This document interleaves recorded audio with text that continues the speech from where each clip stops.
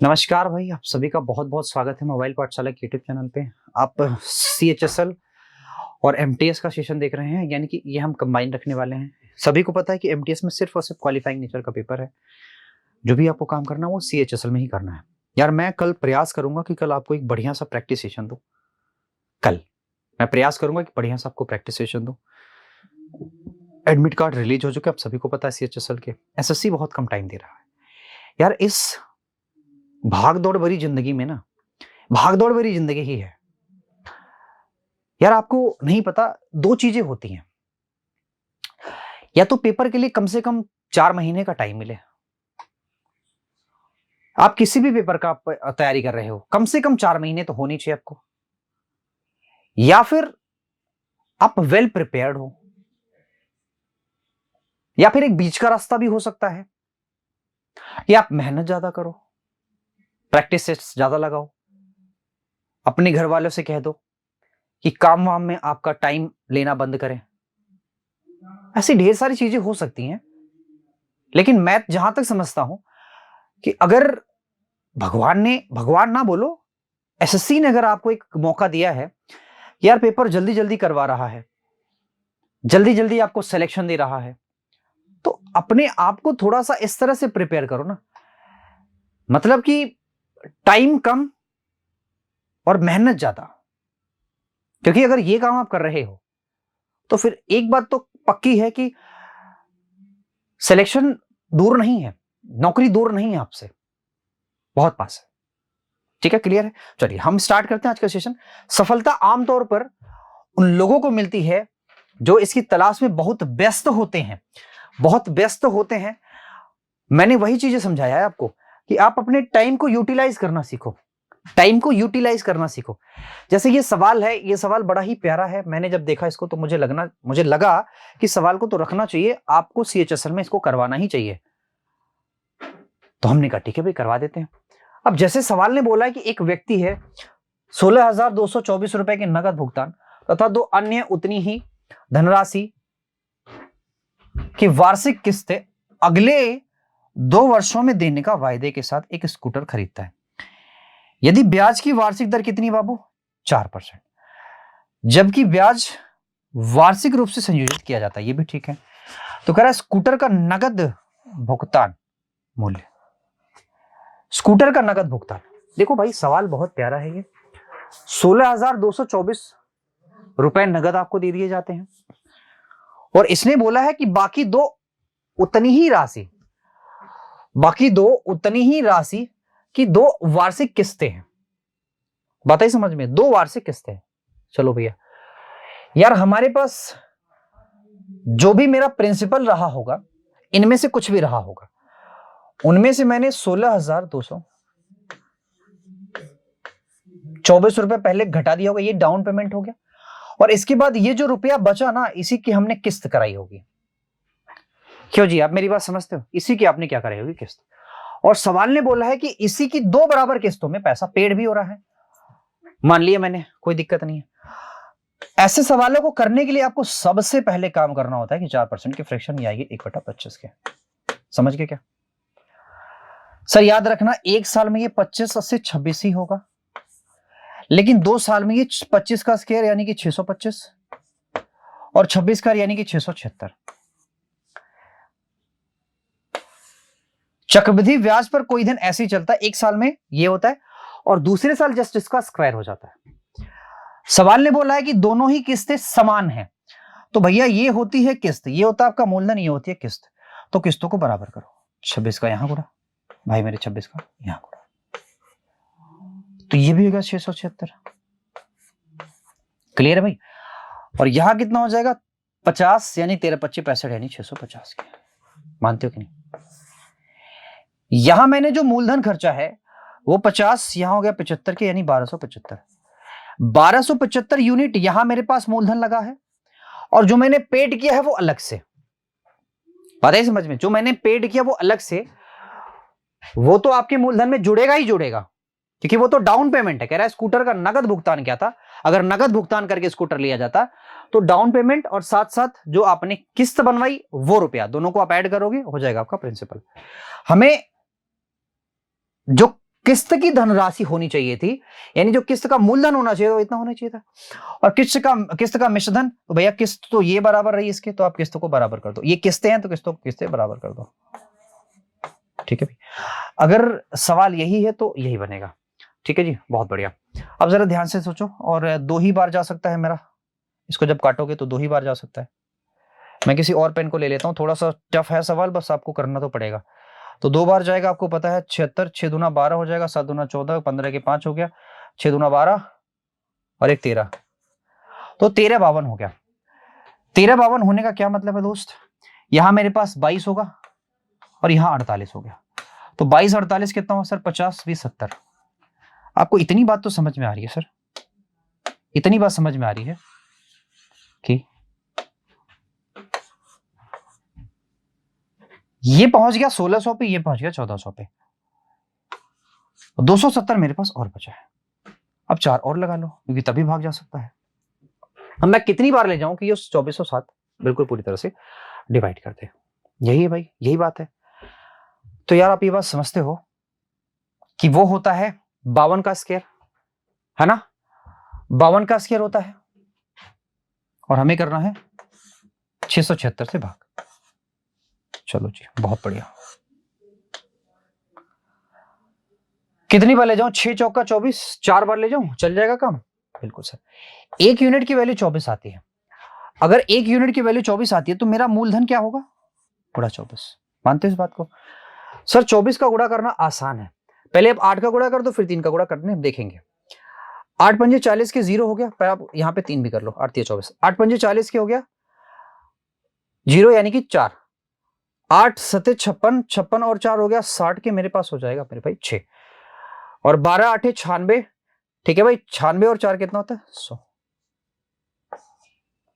यानी कि हो गया 30,000। 30,000 और प्लस जो आपने डाउन पेमेंट दिया था वो रहा वो, यानी कि 16 224। मैंने वही तो बोला कि जितना आपकी ये किस्त का मूलधन है, जितना आपने फाइनेंस करा उसका मूलधन और प्लस डाउन पेमेंट, तो बाबू ये तो एक ही ऑप्शन दिख रहा है आपको, है ना, कि 46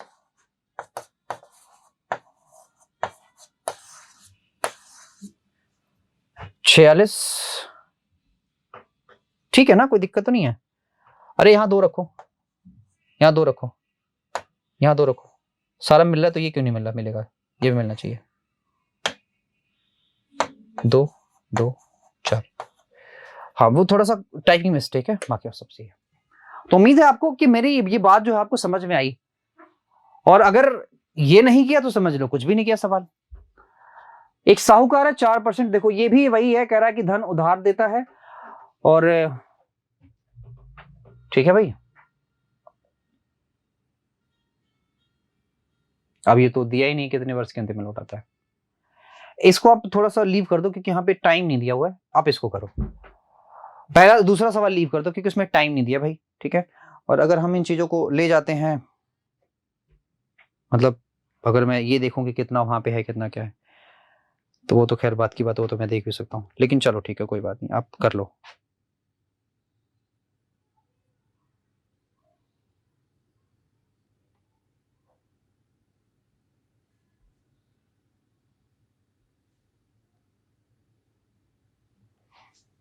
ठीक है मेरे बच्चों, फटाफट से लिखो। ये सवाल बहुत आसान है आपके लिए, कोई बहुत ज्यादा दिक्कत नहीं होनी चाहिए इसमें आपको करने के लिए। कह रहा है कि कोई निश्चित धनराशि 5% वार्षिक ब्याज दर से 3 वर्षों का चक्रवृद्धि ब्याज, ब्याज ही है ना ये,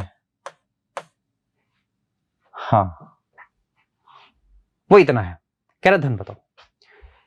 यार आपको पता होना चाहिए, मैंने आपको थोड़ी ही दिन पहले भी बताया है, थोड़ी दिन पहले मैंने ये क्या बताया था आपको कि 5% की अगर फ्रैक्शन 1/x के फॉर्म में आ रही है, यानी 1/20,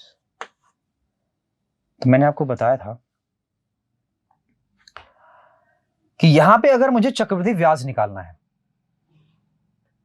ठीक है दोस्त, तो मैंने ये बताया था कि यहां पे होगा 3x² प्लस 3x और प्लस का 1, ये होगा चक्रवृद्धि ब्याज, जिसमें जो x है वो 20 के बराबर होगा, इसको हम 1/x बोलते हैं, जहां पे x की वैल्यू 20 आ रही है। तो 20 का स्क्वायर करोगे मिलेगा मुझे 600। समझते हो ना, 2 दूना 4 हो जाएगा 4, अच्छा 4 3 12, ओहो 1 सेकंड रुक जाओ बच्चा, 4 3 1200, यहाँ मुझे मिलेगा 1200। आप x की वैल्यू अगर 20 रख ले हो तो यहाँ मुझे मिलेगा 1200, 20 दिया यहाँ 60 मिलेगा।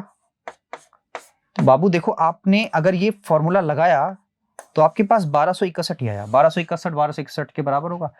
इसका मतलब जो इसका क्यूब होगा वो इसका मूलधन होगा, तो क्यूब बराबर 8000, तो ये इसका मूलधन है।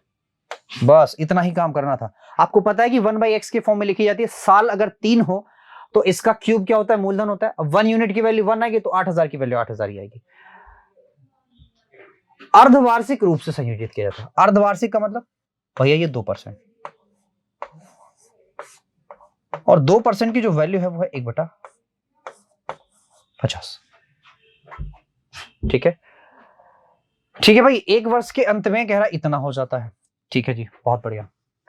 आप इसको कई तरीके से कर सकते हो, लेकिन मैं जो तरीका बताऊंगा वो 2 ही साल की बात है, यानी 2 टर्म की बात है। यहां 1 साल नहीं, ये 2 टर्म हो जाएगा, क्योंकि ब्याज की जो दर है ना वो अर्धवार्षिक बोल दिया इसने, इसलिए यहां पे 2 टर्म हो जाएगा। 1 साल में ही 6-6 महीने के 2 टर्म हो जाएंगे।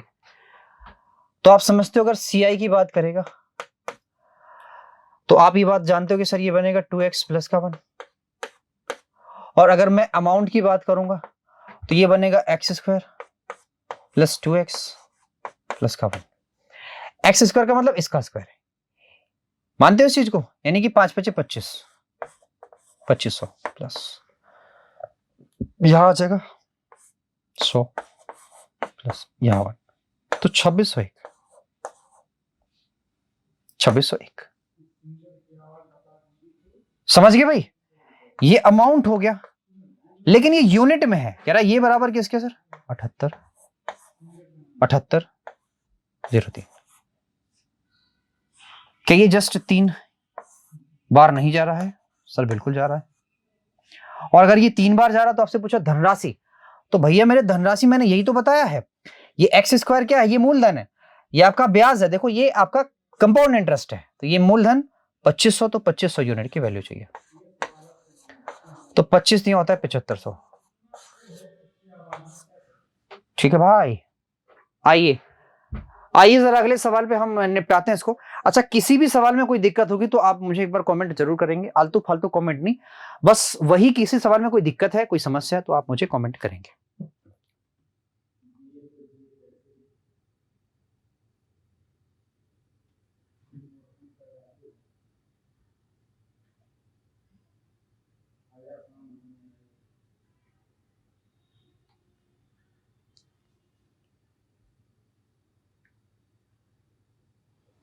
जी जी मेरे दोस्तों आ जाओ।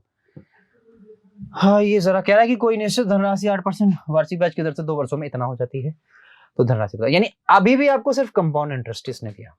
चलो, लेकिन 8% भाई ये तो 1/x नहीं बनाएगा, ये बनाएगा 2/25 के। अभी भी आपको प्रिंसिपल मानना पड़ेगा, तो आप वही मानोगे क्या सर, 625। समझ गए क्या? और अगर मुझे 2 टर्म का अगर मुझे ब्याज चाहिए तो यहां हो जाएगा 25 गुना 50 के, 25 गुना 50 के और प्लस 4 के। समझना, ये आपका कंपाउंड इंटरेस्ट है। कंपाउंड इंटरेस्ट यानी कि सीआई कितना बना रहा है सर, सीआई मेरे पास जो हो रहा है वो इतना है कि 104, और अगर मुझे अमाउंट की जरूरत है तो 729 यही बना सकता है, ये अमाउंट है। सवाल ने बोला अमाउंट ये नहीं है, अमाउंट ये है, अमाउंट ये है। मैं कितनी बार ले जाऊं कि अमाउंट, मतलब ये वाली चीज इससे कट जाए, कितनी बार ले जाऊं बताओ फटाफट। तो 9 दूना 18, 9 8 72, 8 7 56, बिल्कुल सही है। मैं यहां से 8 बार इसको काट सकता हूं, 8 बार ले जाके, 8 बार। समझ गए क्या, 8 बार, 8 यूनिट। अब अगर 8 यूनिट मतलब एक की वैल्यू 8 यूनिट है, मतलब 1 यूनिट की वैल्यू 8 है, तो प्रिंसिपल में मुझे 8 का यानी इतने यूनिट की वैल्यू अगर पूछ रहा आपसे तो 8 का गुणा कर दो। यार आप ये बात समझते हो कि 3 तो 0 ही हो जाएगा और 5 अकेले बच जाएगा। कैसे? मैंने कहा ये इसको लिख सकते हो 5 पे पावर 4, ये 2 पे पावर 3, तो 3 0 और 1 5 बच गया।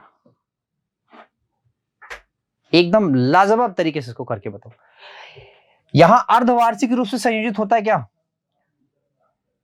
जब ब्याज वार्षिक रूप से नियोजित हो। अच्छा, वार्षिक रूप से ही नियोजित हो रहा है, चलो जी बहुत बढ़िया। ये 1.5 साल है, 1.5 साल है मेरे भाई, 1.5 साल। तो पहले साल तो ये चला, आओ जरा ध्यान से मेरी बात ध्यान से समझो। 6,000 रुपया था, ब्याज पूछ रहा है। पहले साल तो ये 10% के हिसाब से चलेगा, क्योंकि 1 साल कंप्लीट है। तो पहले साल ये चला 10% के हिसाब से, यानी कि मेरे भाई ये हो जाएगा 600। लेकिन दूसरे साल क्योंकि ये आधा ही है तो रेट हो जाएगा आधा, यानी कि 5%। इसका 5% बाबू हो जाएगा 30, 300, 5 छक्का 30 यानी 300, और प्लस इस पे भी 5% के हिसाब से, यानी कि 5 छक्का 30, तो 6 3 930 रुपये आपका ब्याज आएगा। 930 रुपये आपका ब्याज। समझ गए क्या? आओ भाई अगले सवाल। निश्चित ब्याज की दर से किसी धनराशि पर 1 वर्ष का साधारण ब्याज 260 है, उसी राशि पर 2 वर्ष का चक्रवृद्धि ब्याज इतना है। बहुत प्यारा सवाल है। आप ये बात समझते हो कि 260 ये साधारण ब्याज तो 2 टर्म में मिलता ही मिलता है, प्लस ब्याज पे भी ब्याज मिलता है। तो यहां हो गया 520, यानी कि 20 रुपया 80 पैसा और मिला है। और ये कैसे मिला? ये ब्याज पे ब्याज मिला, तभी तो ये चक्रवृद्धि है। यानी कि 20 रुपया 80 पैसा 260 का कितना परसेंट है? अब आप समझते हो कि यहां 0 से 0 कट जाएगा, क्योंकि यहां परसेंट है तो अब पूरा 100 आना चाहिए। 26 से काट दो, 26 से काटो कितना आएगा? 6 8 छक्का 48, 8%, ये 8% आएगा।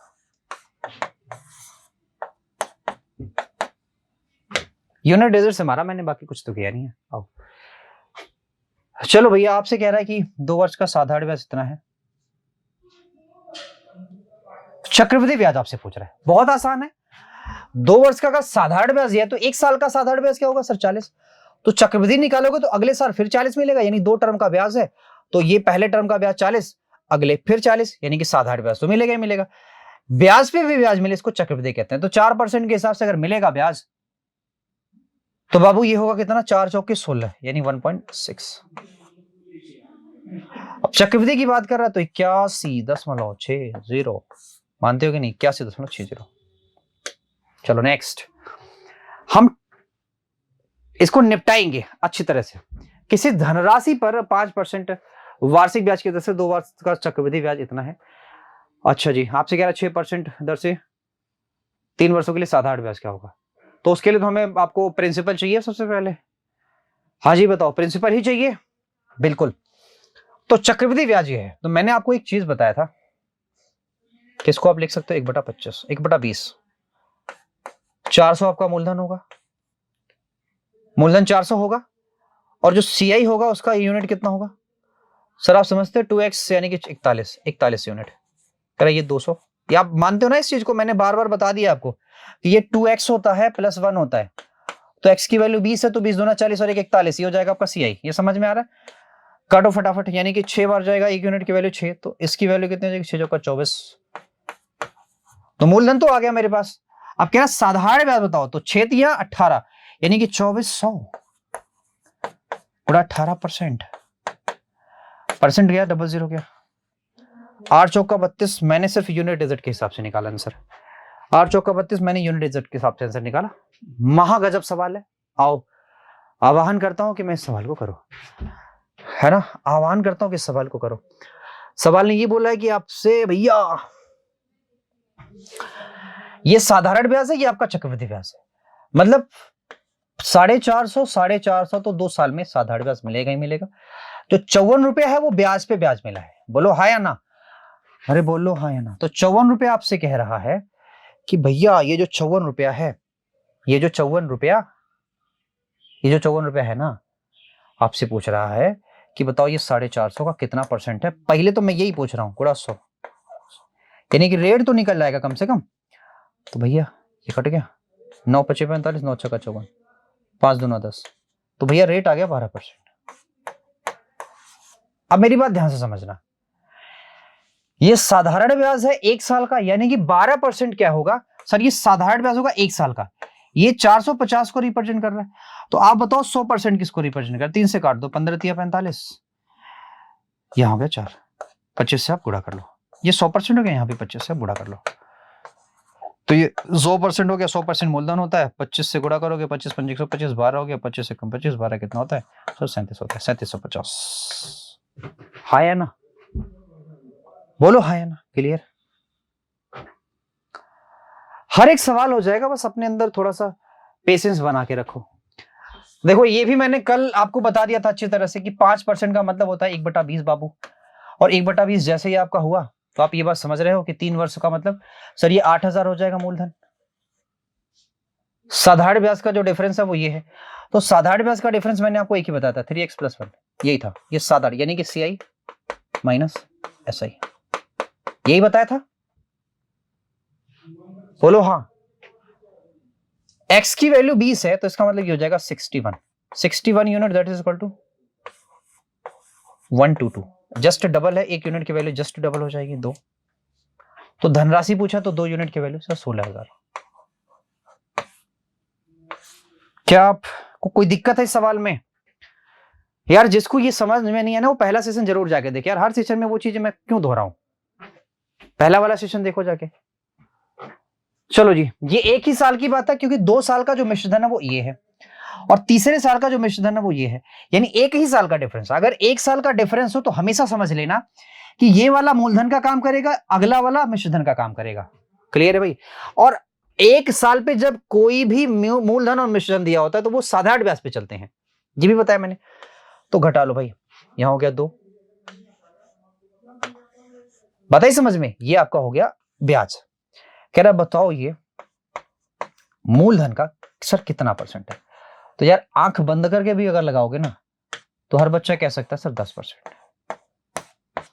और यही सारे सवालों में जो फ्रेशर्स होते हैं ना, इसी सारे सवालों में फंसते हैं, सारे सवालों में साले नहीं बोला, ठीक है ना, थोड़ा सा टंग स्लिप है, तो प्लीज आओ अगले सवाल पे। नेक्स्ट, 12.5% की फ्रैक्शन वैसे ही आप 1/8 निकाल सकते हो, इसमें तो कोई दिक्कत तो नहीं है।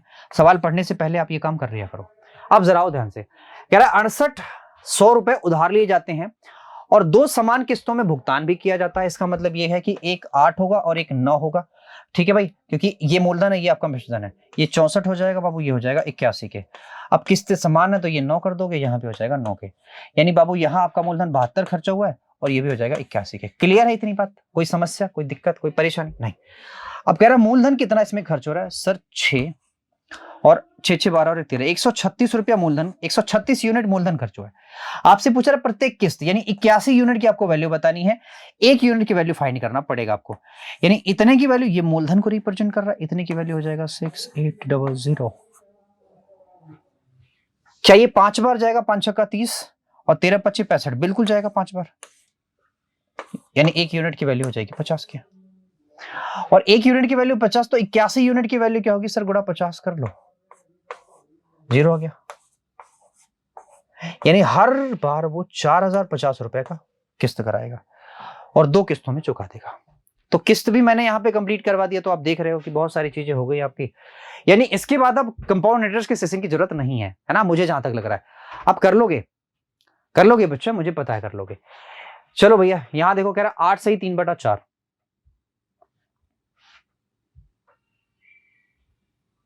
क्यों जी? तो क्या आपको नहीं लग रहा है कि ये सिर्फ 12%? नहीं, ये 12 कैसे होगा, 12/96, 4 बचा ना, ना ये तो नहीं होगा।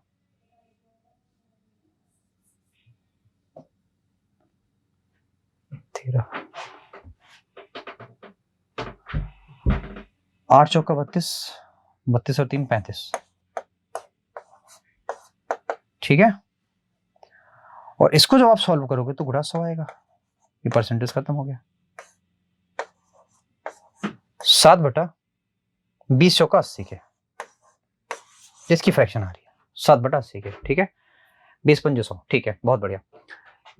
उधार ली जाती है और वापसी 2 समान किस्तों में की जाती है, प्रत्येक किस्त की वैल्यू बताओ। तो सिंपल सी बात है, अगर कोई 80 है तो बाद में वो 87 पे की गई, फिर ये हो जाएगा 8 8 64 के, आप समझते हो इस बात को, और ये हो जाएगा बबुआ 7 7 49, 7 7 49 के 9 कैरी हो गया मेरे पास 4 के 7 बटे 56 56 दूना होता है 112 112 और 4 होता है 116 यानी कि हो जाएगा मेरे पास 11 के 8 8 64 64 और 1 65 यानी कि 75। ठीक है भी। तो किस्तें समान है तो यहां भी आप 87 का मल्टीप्लाई करोगे और यहां भी तो करना पड़ेगा ही करेगा। यहां हो गया 0 8 पर और ये 87 है 8 7 56 के 6 हो गया 8 8 64 64 और 5 कितना होता है भैया 64 5 होता है 69 के 69 के। कुल पैसा कितना खर्चा किया 0 6 9 4 13 के 3 कैरी हो गए 12 13। भाई देखो सिंपल सा ये है कि हमारे पास मूलधन के बराबर मिल गया इसका मतलब किस्तें कितनी होंगी ये। तो कुछ ना कुछ फायदा आपका जरूर होगा याद रखना। अगर इस तरह के सवाल करोगे तो कुछ ना कुछ आपका फायदा जरूर होगा। कभी कभी आपका एकदम एग्जैक्ट वही यूनिट आपका रेशियो में तुरंत मिल जाएगा।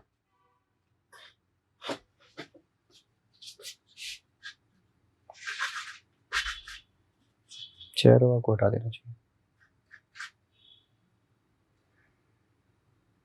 इसी पे समझा मैं बाद में करते रहूंगा। ठीक है भाई बहुत सारी चीजें आपको मिली इस सेशन में यानी कि कंपाउंड इंटरेस्ट के लेक्चर की अब जरूरत नहीं है। अब हम करेंगे सीएचएसएल के लिए कुछ प्रैक्टिस सेट्स है ना। और क्योंकि एग्जाम भी आने वाला है एग्जाम भी आपका आपके पास ही खड़ा है।